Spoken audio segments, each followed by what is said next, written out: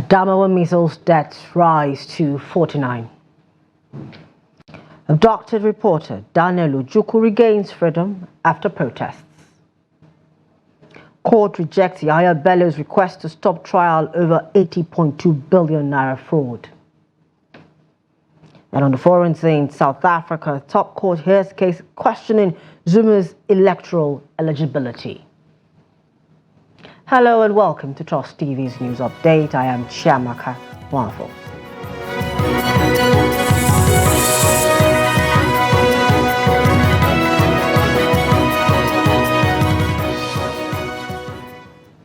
Thanks for joining us.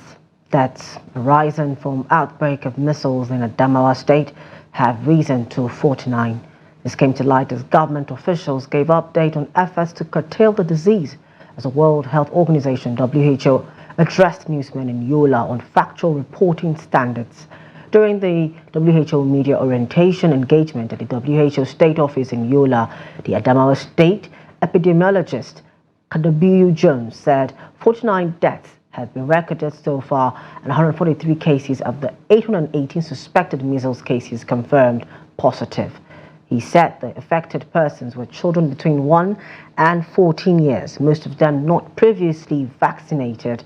He confirmed the state had deployed surveillance personnel to track the outbreak and that it is working hard to ensure all vulnerable groups are captured within the ongoing reaction vaccination exercise.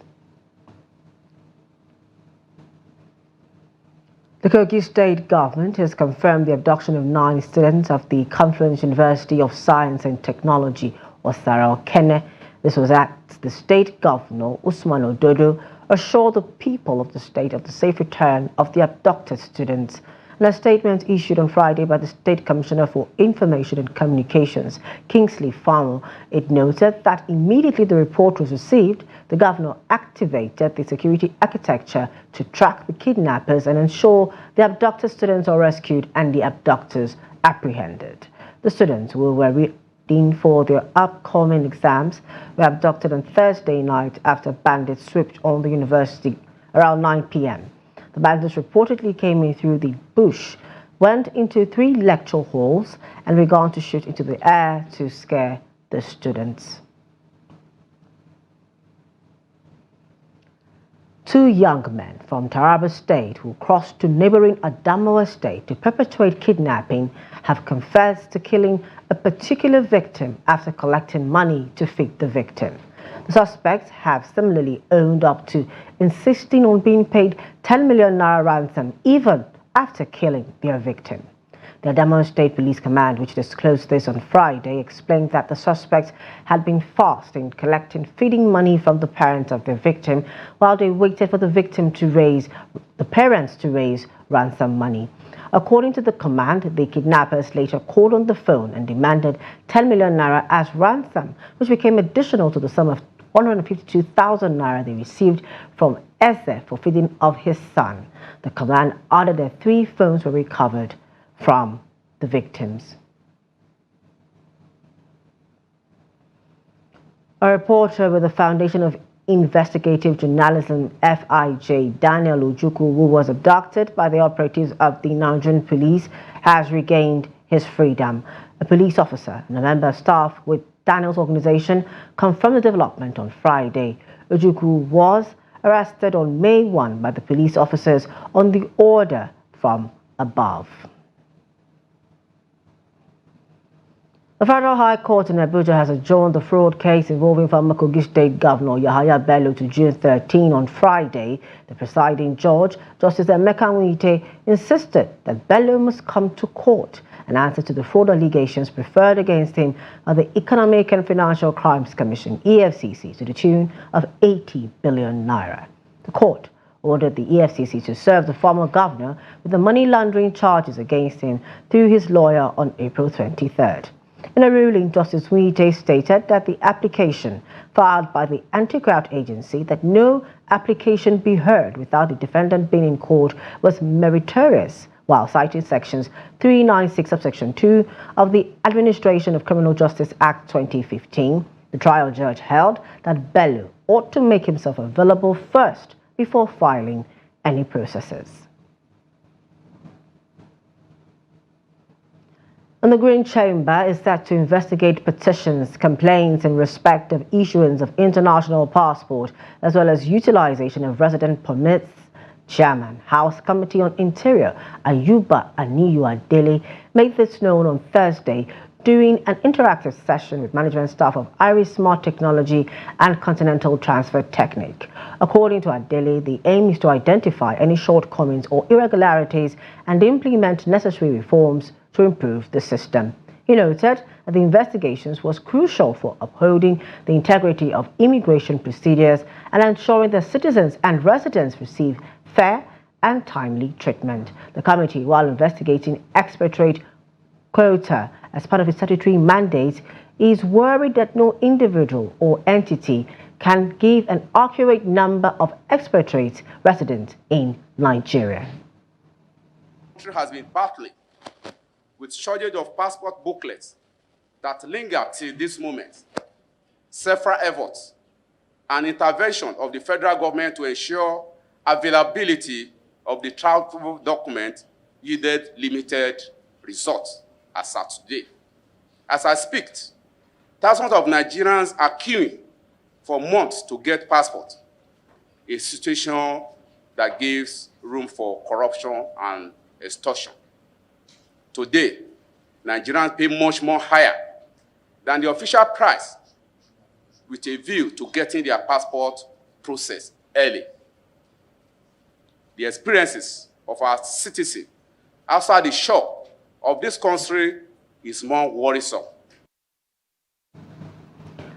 The repeated failures being experienced in the attempt to amend the Nigerian Constitution have been on majority of the state houses of assembly members across the nation. This is the submission of some Imo State residents who spoke to Trust TV News in Owerri. Trust TV Ajibade Praise has the details. Reacting to the several failed attempts at amending the Constitution, most of the respondents said states assemblies need to do more to make the process a success. Power that be wouldn't allow that to happen because they know that it's going to benefit the general masses. And the politicians are against that. Because if what they think is, if the general masses are benefiting from that particular thing, which means they are irrelevant, that is what they think. They are narrow-minded people. So these dubious politicians go down to the lowest cadre of government to kill that project so that it wouldn't get to where it is going. That is being for the general good of the masses. There has been so much controversy due to the implementation of the Constitution as before, because the House of Assembly that we elected to go there and represent the constituents, the people from the grassroots, from the community, we elected them together. But when they get there, they don't care about. They are only there for their pockets. Anyone with an opportunity in Nigeria will want to enrich himself, his family, and his generation to come, even up to the fourth generation. That is what they are doing. They bundle the money so that their own generation will not suffer. So what they are doing there is their selfish interest, stomach infrastructure representation. That is not what we want. It's not growing any economy. That is why most of them will come back home and you see that nobody will honor them. Attempt to speak with some of the lawmakers at the Imo State House of Assembly proved abortive as most of them were not disposed. The residents are suggesting a more decisive approach towards keeping their representative accountable and responsive to the yearnings of the masses. Cancel that relaxation and do something about it. What do? Disagree to it. When we disagree to it, we move. It's an action, something. It's not something that you sit down and fold your hands. Everybody that we elected to that house, if they are not doing their jobs, as they are not doing their job, right, we should be able to recall them, and also to put people that are able to represent our interests. Implementation is also one of the challenges we have in Nigerian Constitution. Some of these things that are in the law are not being implemented. While the new move towards amending the Constitution builds up, lawmakers of various states' assemblies are expected to give it a supportive nod that will make the bill scale through. If successful, this will settle the case of local government and judicial autonomy, while other vital issues bordering the nation will get the desired attention. Ajibade Praise, Trust TV News, Owerri. Now, the recent pronouncement by the former Vice Chancellor of Tafawa Balewa University, BUCH, and lecturers should, alongside students, undergo drug tests has continued to generate reactions from the academia, especially at the tertiary level.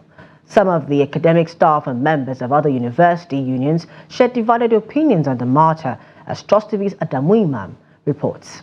Recently, the Tafawa Balewa University welcomed the institution's new Vice-Chancellor, Professor Kunya, who topped the selection process for the position.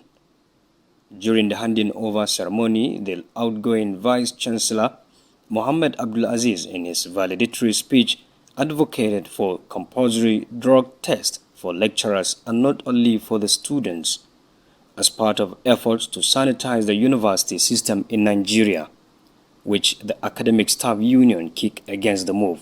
The university that is supposed to be championing the cause of guiding the society, somebody is accusing that university of having some symptoms for them to be tested for drugs. What are they? Can he give example? I was expecting him to have highlighted one or two activities that he has seen within the university that warranted such utterances.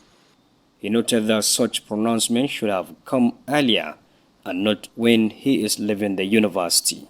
You admit students. There are criteria for admitting students. And part of the criteria for students to be admitted is for them to, even if when they are admitted, is for them to undergo some medical tests and they submit their result. So it is so important, if there's something lacking in the medical test, you think you are supposed to test them for drug, you can go ahead and do that. You have all the avenues for this to be done. For Professor Ibrahim Suleiman, the proposal should have been given a test run in order to see how far it will have gone in sanitizing the institution. My advice is that let's accept it.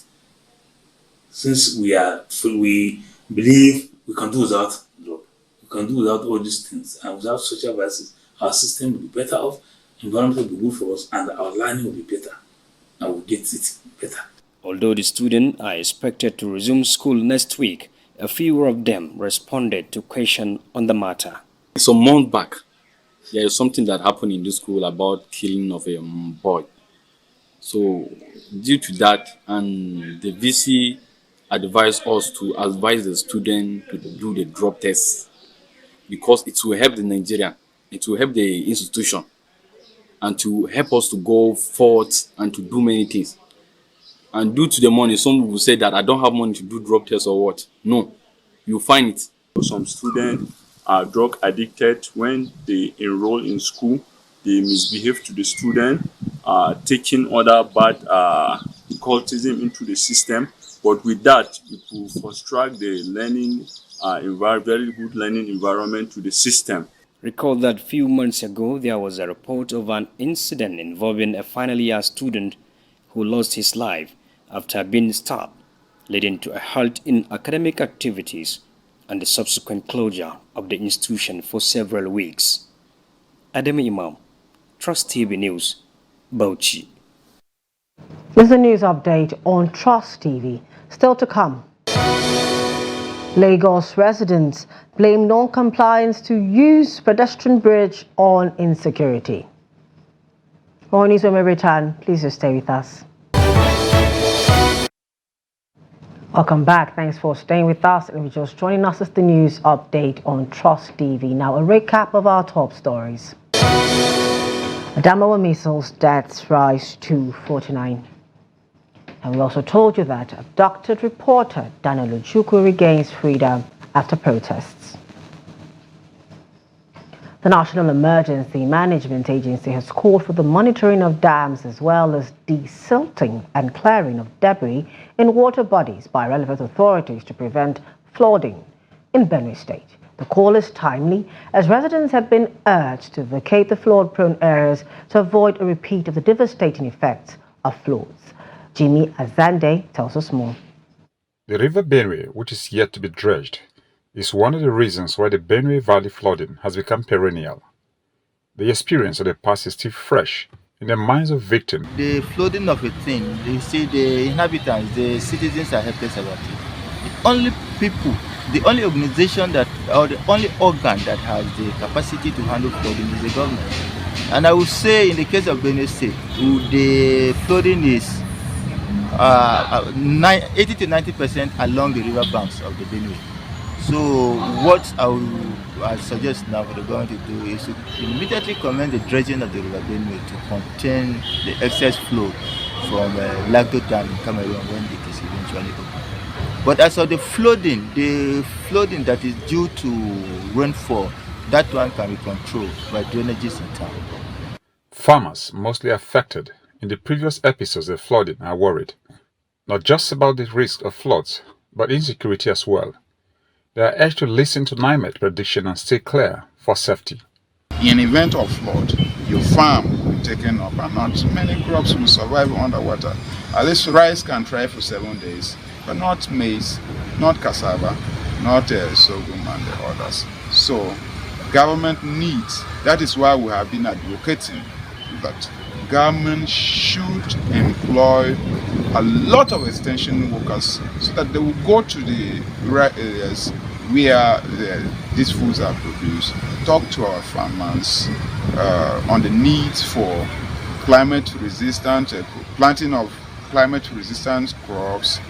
For many, the government and residents will have to do more to control the situation. So when you have buildings across water channels, they tend to cause problems in the area. So for people living in these areas I've talked about, clear your drainages, don't put rubbish in the drainages, and make sure they are clear. If the water overflows the river bank, it will consume a lot of plants according to the NIMET prediction. So our advice the farmers in Benue State do not much engage in the river bank in terms of farming this year. The State Emergency Management Agency says it is studying the report from NIMET and will soon roll out the program for mitigation. Jimmy Azandi, Trust TV News, Makurdi.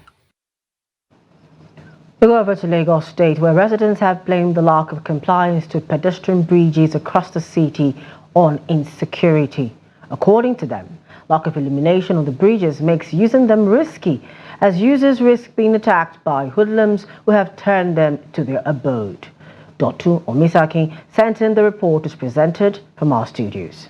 State Commissioner of the Environment and Water Resources, Tokunbo Wahab, had during the ministerial press briefing held Friday, May 3rd, disclosed that operatives of the Environmental Sanitation Corps, Lageski, popularly known as Sky, arrested 1,032 persons for crossing the highway without using pedestrian bridges in the last 12 months. He said the figure captures defaulters during the day, but Trust TV investigation showed that during sunrise, compliance level is high, while pedestrians throw compliance to the wind during the night, blaming their actions on the absence of light, which makes the bridge unsafe. In a renewed step to ensure safety of lives of residents, the operatives of KAI and Lages, in line with the provisions of the Lagos State Environmental Protection Management Laws 2017, renewed the enforcement of the use of pedestrian bridges.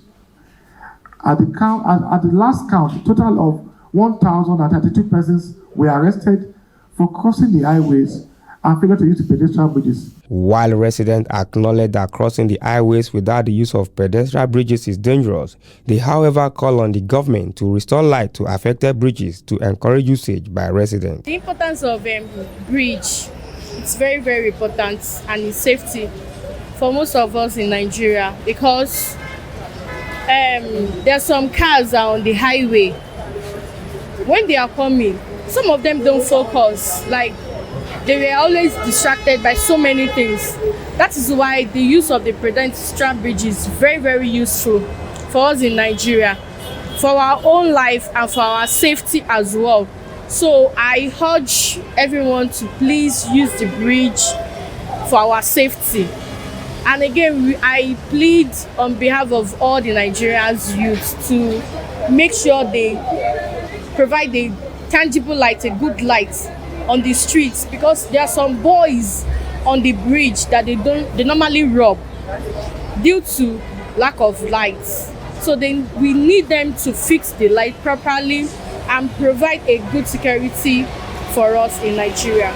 Those people that are crossing, I don't know why they are crossing, because the bridge is very, very okay to, it's very, very easy to climb.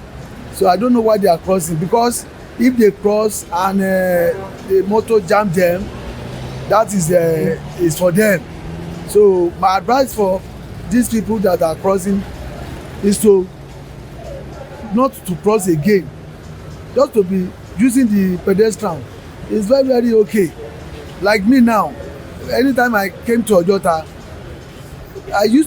anytime I come to Ojota here, I used to climb the bridge. In fact, at times I stood on the bridge, I looked the motor that is coming here from here. In fact, because of the car, it's not necessary for government to put car on the road, because it's our safety. Commercial Lagos State Environmental Sanitation Corps Major Olani Olatunbosun Cole retired, who said the agency has cleared illegal occupants identified as miscreants from bridges, however admitted there might still be a few others remaining. The International Monetary Fund has advised the Nigerian government to ask global crypto trading platforms to register or obtain licenses before operating in the country. This recommendation was made in the IMF's latest staff report on Nigeria. According to the report, compelling global crypto trading platforms to register will subject them to regulatory requirements. The IMF emphasized the need for Nigeria to establish a robust regulatory framework to oversee the growing cryptocurrency market, ensuring financial stability and protecting investors. It also added that the move aligns with global efforts to standardize cryptocurrency regulations and prevent illicit activities. Away from Nigeria, South Africa's Constitutional Court will decide on an appeal questioning former President Jacob Zuma's eligibility to run in this month's election, a race that could tilt the balance of the parliament and determine the country's next leader. The court in Johannesburg on Friday heard the appeal filed by the country's election body after a lower court ruled that Zuma could run for office. The Independent Electoral Commission barred Zuma from contesting the May 29 polls. 82-year-old Zuma is fronting a new opposition party that has become a potential disruptor in the general elections, while his party, Umkhonto Weziwe MK, is not expected to win enough votes to return the former leader to the presidency. It could cut into the vote share of the dominant governing African National Congress ANC party and determine who will be the country's next leader. In the South African Constitution, the president is elected by members of parliament.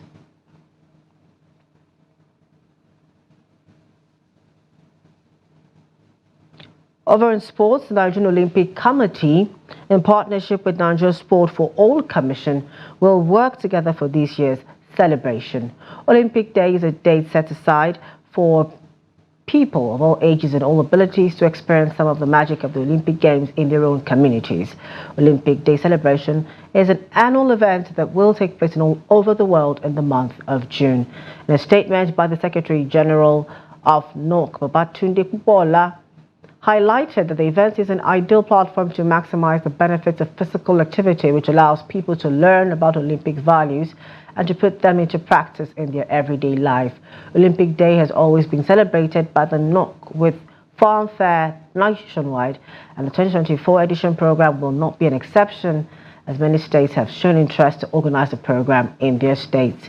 The states that so far registered to participate are Anambra, Gombe, Taraba, Bayelsa, Imo, and Ondo, while other states are still being expected to indicate their interest in the program. The 2024 edition is built for Saturday, 29th June in Nigeria. Rexam manager Phil Parkinson has reiterated the club's desire to keep goalkeeper Afa Okonkwo. The Arsenal shot-stopper spent last season on loan at Rexam. The 22-year-old played a crucial role in the club's promotion to League One. Okonkwo featured in 40 games across all competitions. The goalie's contract with Arsenal will expire at the end of next month. Rexam are desperate to sign him on a permanent deal, but could face stiff competition from Premier League and Sky Bet Championship clubs. And that's the end of News Update at this hour. For more news, programs and documentaries, please still want to follow us on our social media platforms and on our YouTube live stream. I am Chiamaka Nwafo. I'm part of the news production team. Thank you for watching.